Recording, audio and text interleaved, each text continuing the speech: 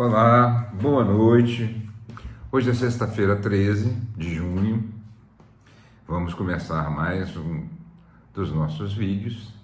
Antes de tudo, eu queria dizer que gostaria muito de comentar os assuntos da semana, que foram da Flotilha da Liberdade e esse recente ataque de Israel, esse blefe de Israel sobre o Irã. Tem algumas informações, mas como eu disse a vocês já no vídeo passado, evidentemente eu não sou um historiador, eu não sou um cientista político, eu não sou tecnicamente alguém qualificado para ficar discutindo esses assuntos de conjuntura. E a minha proposta é de fazer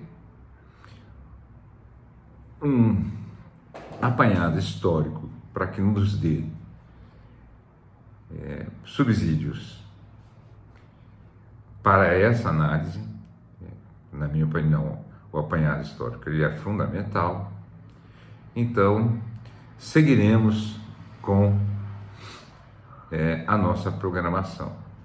Eu tinha dito no último vídeo que nós havíamos encerrado o primeiro bloco e, de fato, encerramos. Chegamos aqui à beira da Segunda Guerra Mundial. A Segunda Guerra Mundial é fundamental no que viria a acontecer. Em seguida, a criação do sistema imperialista liderado pelos Estados Unidos, os estados de bem-estar social concentrados basicamente na Europa e, de certa forma, nos Estados Unidos, a Guerra Fria, etc. Mas nada disso pode ser compreendido se nós não estudarmos minimamente os acontecimentos da Segunda Guerra Mundial e os movimentos políticos por trás dela e os interesses de classe que regeram os acontecimentos ensejados nesse conflito. Bom, nos vídeos passados eu falei que a austeridade tinha levado uma enorme crise econômica na Europa. Essa crise econômica é apontada como uma das causadoras da própria crise de 29. E, de fato, esse movimento, que era um movimento que empobrecia as classes trabalhadoras, levaram a uma radicalização à direita, fazendo surgir os movimentos fascistas de extrema direita, de uma forma direta ou indireta. Os historiadores, eu estou me referindo particularmente ao Paulo Vicentini, historiador brasileiro, mas também ao Eric Hobsbawm, eles são unânimes em apontar como causa da Primeira Guerra, ou principal causa, a crise de 29. Eu, humildemente, acrescentaria as políticas fiscais. Sem elas e seus efeitos diretos e indiretos, nós não teríamos regimes radicalizados como o que tivemos na Romênia, na Hungria, na Polônia, na Finlândia, na Suécia, todos pró-nazistas, todos pró-alemães daquela época. A Alemanha, ela provavelmente não teve uma política de austeridade, mas o arraso causado pelas sanções de guerra foi tão grande e as particularidades da sociedade alemã são mais importantes do que esse efeito econômico. É evidente que houve um efeito econômico logo, de imediato, após 1918, isso se agravou muito em 29, e a resposta veio de onde? Veio da esquerda? Não. Veio justamente de um partido de extrema-direita, racista, supremacista, e que fez o estrago que todo mundo já sabe. Foi o partido nazista.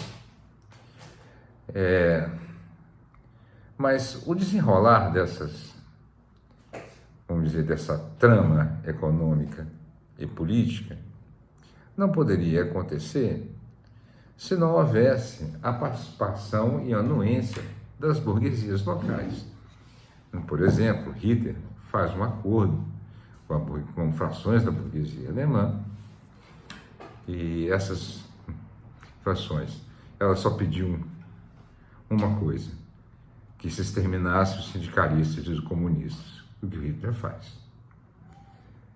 E depois elas entram no esforço preparatório da guerra. Satine, por favor, desce, desce. Eles entram no esforço preparatório da guerra, desviando suas funções naturais, por exemplo. A Siemens passa a produzir blindados e etc. e tal, para a indústria de guerra. E a Alemanha consegue, às barbas da França e da Inglaterra, se armamentar rasgando o Tratado de Versalhes. O que, na minha opinião, deveria ter acontecido até antes. Mas o Tratado de Versalhes deveria ter sido rasgado pela esquerda, não por eles. Mas foram eles. E se arma, cria um exército que começa a preocupar não só a Europa Ocidental, ou seja, Inglaterra e França, basicamente, a empolgar essas outras nações, como a Suécia, Finlândia, Hungria, Polônia, etc., Romênia, mas preocupar principalmente a União Soviética. Quem tivesse lido Mein Kampf, o livro que Hitler escreveu na prisão, ou prestasse atenção, olhasse com atenção, lesse com atenção as declarações publicadas no jornal da época de Goebbels, sabia que Hitler avançaria sobre o leste. E havia dois motivos, um citado por um historiador chamado Mark Arnold, que, em primeiro lugar, eles queriam dizimar os socialistas.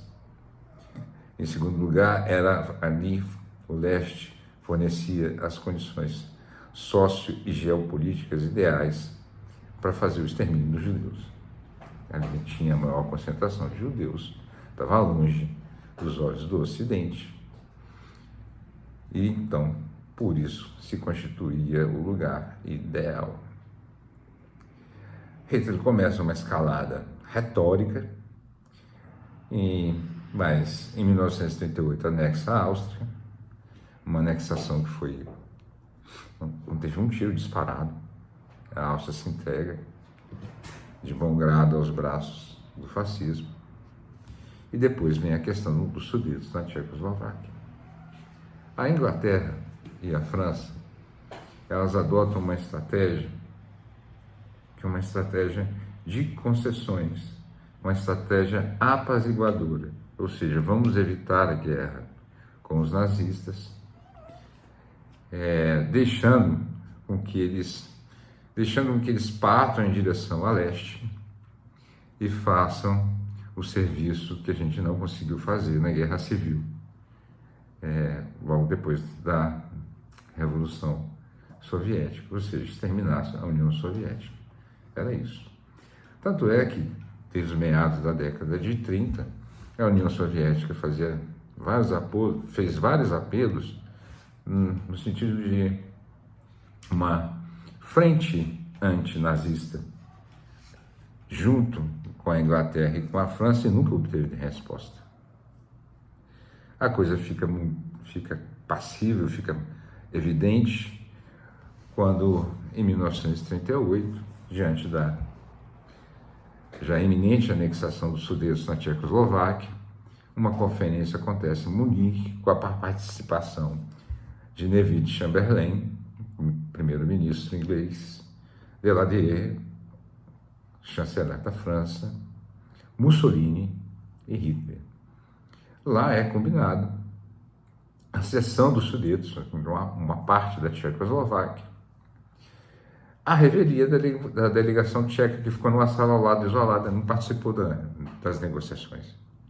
Eles só foram comunicados: vocês têm que ceder esse território, senão vai ter guerra, uma guerra total.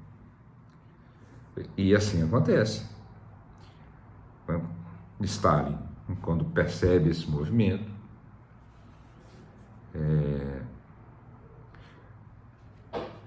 já havia sido sondado sobre isso, propõe Stalin e Hitler, na verdade, queriam a mesma coisa. Uma trégua, um pacto de não agressão, e para isso eles dividiriam a Polônia. A União Soviética ficaria com uma parte que era ocupada basicamente por bielorrussos e ucranianos, que nunca gostaram de fazer parte da Polônia. Aquela parte foi surrupiada da Rússia em 1920/21, e a Alemanha com o resto.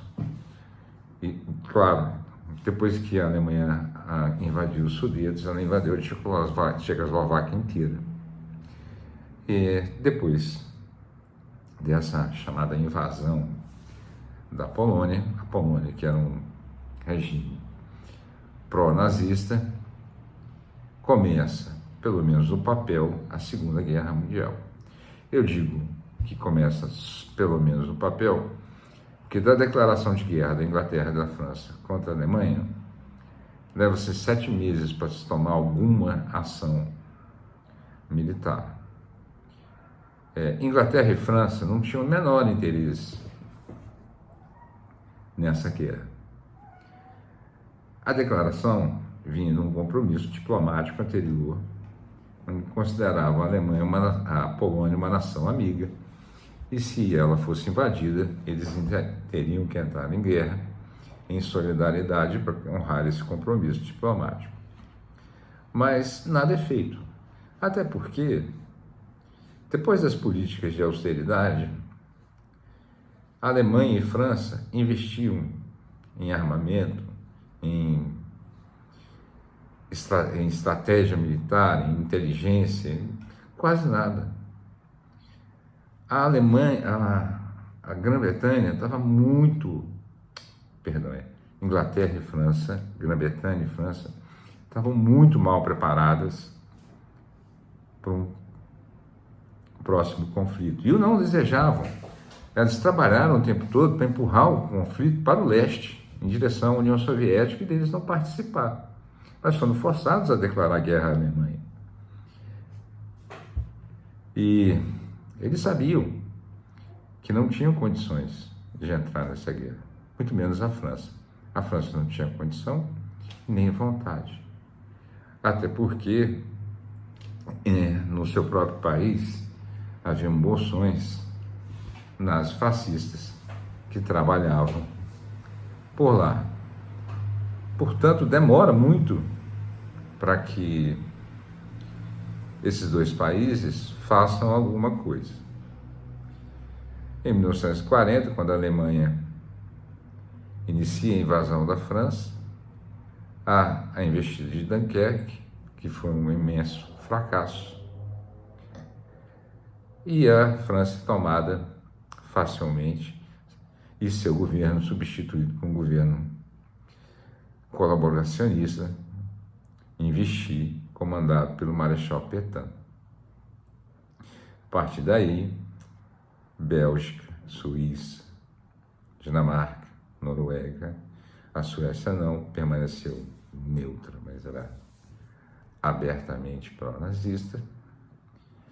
Essa aí foi poupada, os outros foram ocupados. Hitler precisava expandir também para aqueles países, porque precisava de petróleo e minério de ferro para fazer, finalmente, o seu ataque contra a União Soviética e, como disse Mark Arnold, formar o seu chamado espaço vital.